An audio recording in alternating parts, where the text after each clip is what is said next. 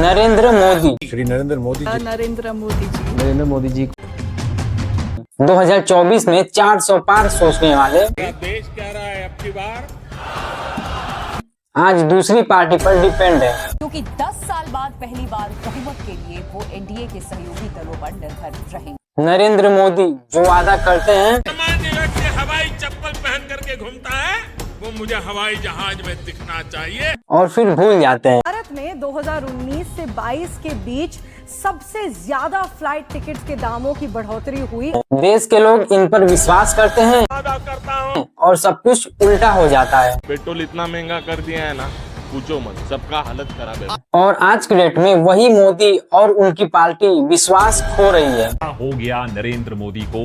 क्या हो गया नरेंद्र मोदी के मैजिक को? 15 रुपए लीटर पेट्रोल मिलने वाला था, 15 रुपए लीटर पेट्रोल का भाव होगा। और जब मोदी पीएम बनते हैं तो पेट्रोल की कीमत 120 रुपए लीटर हो जाती है। ये है कि मुंबई शहर में अब जो पेट्रोल की कीमत है पर लीटर वो 120 रुपए पार हो गई है और जो डीजल की कीमत है वो अब शतक छूने की लगाने की कोशिश कर रही है। पहले नरेंद्र मोदी वादा करते हैं कि हम ये करेंगे वो करेंगे, और लुटेरों के पैसे विदेशी बैंकों में जमा है ना, उतने भी हम रुपए ले आए ना, तो भी हिंदुस्तान के एक एक गरीब आदमी को मुफ्त में 15-20 लाख रुपए यूं ही मिल जाए। और फिर 2014 में पीएम बनने के बाद एक भी वादा पूरा नहीं करते।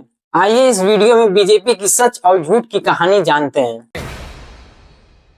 देखिए, साल चल रहा था 2019 का। नरेंद्र मोदी जी को 303 सीटें मिली थी। Party winning over 300 seat. Central के अंदर बीजेपी को अब तक की सबसे ज्यादा सीटें मिली थी। बड़ी खबर बताना जरूरी है, ये बीजेपी का जो खबर है, बीजेपी का ये अब तक का सबसे शानदार प्रदर्शन। यहाँ तक कि अटल बिहारी वाजपेयी जो राजधर्म का पालन करते थे, मेरा एक ही संदेश है कि वो राजधर्म का पालन करें। उन्हें भी इतनी सीटें नहीं मिली थी, लेकिन नरेंद्र मोदी जी को इतनी ज्यादा सीटें मिल गई। Incumbent Prime Minister Narendra Modi has dominated this election. अब इतनी ज्यादा सीटें मिलने के बाद इनके नेता ये बोलने लगे कि पेट्रोल 15 रुपए लीटर मिलेगा। 15 रुपए लीटर पेट्रोल का भाव होगा। अब इन्होंने ऐसे ही कह दी और इनको लगा कि इस बार 400 पार सीट आ जाएगी 2024 के इलेक्शन में। देश कह रहा है अब की बार फिर क्या था, 2024 का इलेक्शन आता है और 400 पार तो छोड़िए, 2014 और 19 के बराबर भी इनकी सीटें नहीं आती हैं। Prime Minister has claimed victory in the country's election,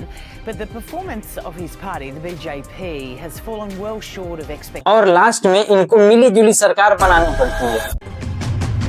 2012 में जब बीजेपी की गवर्नमेंट सेंट्रल में नहीं थी और जब नरेंद्र मोदी गुजरात के सीएम थे, तो उन्होंने अपनी एक स्पीच में कहा कि कांग्रेस ने बहुत ज्यादा रुपए को नीचे गिरा दिया है। नेपाल का रुपया नहीं गिरता है, बांग्लादेश की करेंसी नहीं गिरती है, पाकिस्तान की करेंसी नहीं गिरती, श्रीलंका की करेंसी नहीं गिरती।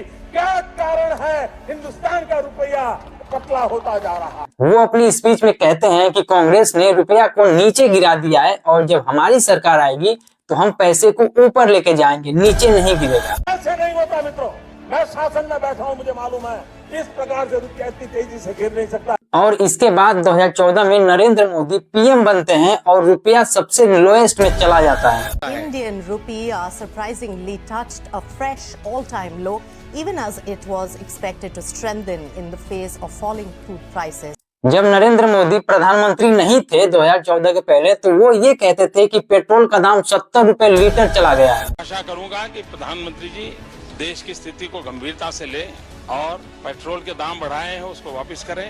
उन्होंने देश में जिस प्रकार से पेट्रोल के दाम बढ़ा दिए, ये दिल्ली सरकार की शासन चलाने की नाकामयाबी का जीता जागता सबूत है। और फिर जब ये पीएम बनते हैं तो पेट्रोल का दाम और ज्यादा बढ़ जाता है। ये है कि मुंबई शहर में अब जो पेट्रोल की कीमत है पर लीटर वो 120 रुपए पार हो गई है और जो डीजल की कीमत है वो अब शतक छूने की लगाने की कोशिश कर रही है। इतने सारे वादे करने के बाद ये 2014 में जीत तो गए थे, पर जीतने के बाद ये एक भी वादा पूरा नहीं करते हैं और हमारे देश की गोदी मीडिया इनको सुपरमैन बताने लगती है। सुपरमैन एक काल्पनिक चरित्र है, ऐसा इंसान जो पलक झपकते यहाँ से वहां चला जाए, कुछ अच्छा करने के लिए जमकर मेहनत करे, पसीना बहाए, जिसके लिए आराम हराम हो। पर हमारे यहाँ की मीडिया इनको ये याद दिलाती ही नहीं है कि इन्होंने क्या क्या वादे किए थे। अब यहाँ से ही लोगों को समझ में आने लगता है कि बीजेपी इतने सालों से झूठ बोलती आ रही है।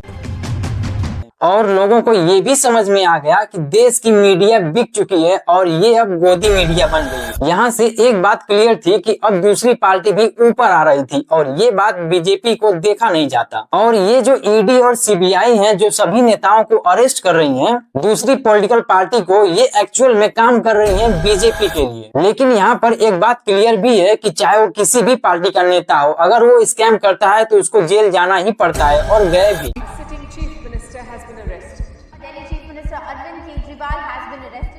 पर यहाँ पर इंटरेस्टिंग बात यह है कि जो भी नेता स्कैम करता था और जेल जाता था और अगर वो बीजेपी ज्वाइन कर लेता तो उस पर तुरंत लगे हुए चार्ज हट जाते, जैसे कि उसने किसी भी प्रकार का स्कैम नहीं किया। जैसे कि शरद पवार, उन पर 70,000 करोड़ का स्कैम चार्ज लगा था। लेकिन जब ये बीजेपी को ज्वाइन करते हैं तो इन पर लगे हुए सारे चार्जेस को हटा दिया जाता है और साथ में ही जो स्कैम कर बीजेपी ज्वाइन नहीं कर रहा था वो जेल में ही रह रहा था। जितना ज्यादा इमेज इनके काम की वजह से नहीं खराब होता है, उससे ज्यादा बीजेपी की इमेज दो लोगों की वजह से हो रहा था। अंबानी, अडानी, अंबानी। हमेशा सामने वाली पार्टी ये कहती है कि अडानी अंबानी बीजेपी को फंड्स करते हैं। एक्चुअल में नरेंद्र मोदी 2017 में कहे थे कि जो आम लोग हैं जो हवाई चप्पल पहनते हैं, मैं उनको हवाई जहाज में बैठाना चाहता हूँ, टिकट इतना ज्यादा सस्ता करना चाहता हूँ। मेरा तो सपना है कि हवाई जहाज पे कौन लोग बैठने चाहिए। ये जो एक बना हुआ है ना, बड़े बाबू, बड़े बड़े लोग, धनी लोग, ये दुनिया उन्हीं के लिए है। इस देश की जो सुविधाएं अमीरों को प्राप्त हैं, वो मेरे देश के गरीब को भी मिलनी चाहिए। जो सामान्य व्यक्ति हवाई चप्पल पहन करके घूमता है, वो मुझे हवाई जहाज में दिखना चाहिए। ये मेरा सपना। इस स्पीच के कुछ टाइम बाद पता चलता है कि इन्होंने मेजर जो एयरपोर्ट है वो अडानी को बेच दिया है। अडानी ग्रुप के पास अब मुंबई एयरपोर्ट का भी मालिकाना हक आ गया है। रूल बदला गया और अडानी जी को 6 एयरपोर्ट दिए गए। इसके बाद एरोप्लेन के टिकट की प्राइस कम होने के बजाय इतना ज्यादा बढ़ गया कि एकदम नॉर्मल लोग तो छोड़ो, एक मिडिल क्लास आदमी भी अब प्लेन में नहीं चल पा रहा। भारत में 2019 से 22 के बीच सबसे ज्यादा फ्लाइट टिकट्स के दामों की बढ़ोतरी हुई। फिर आता है 2024। यहाँ पर क्या होता है कि नरेंद्र मोदी इलेक्शन से पहले इनॉग्रेशन कर देते हैं राम मंदिर का। नरेंद्र मोदी आज सुबह 11:30 बजे अयोध्या पहुंचने वाले हैं। और जिस टाइम पर राम मंदिर का उद्घाटन हुआ उस टाइम पर मंदिर अभी पूरी तरह से बना भी नहीं था। ये उद्घाटन पूरा मंदिर बनने से पहले इसलिए किया गया था कि राम मंदिर की आड़ में नरेंद्र मोदी इलेक्शन जीत सके। राम मंदिर के इनॉग्रेशन में देश के जो शंकराचार्य हैं वो भी आने से मना कर देते हैं। दोस्तों, पुरी के शंकराचार्य स्वामी निश्चलानंद सरस्वती से जब पूछा गया कि आप राम मंदिर उद्घाटन में जाएंगे, तो उन्होंने जवाब दिया कि जब पीएम मोदी रामलला की प्राण प्रतिष्ठा करेंगे तो फिर मैं वहां खड़े होकर क्या करूंगा, ताली बजाऊंगा क्या? और भी ऐसे बहुत सारे कारण हैं जिस वजह से बीजेपी देश के लोगों का ट्रस्ट खो रही है। इस वीडियो में बस इतना ही। मिलते हैं किसी दूसरी वीडियो में, तब तक के लिए आप कमेंट करके जरूर बताना कि ये वीडियो आपको कैसी लगी।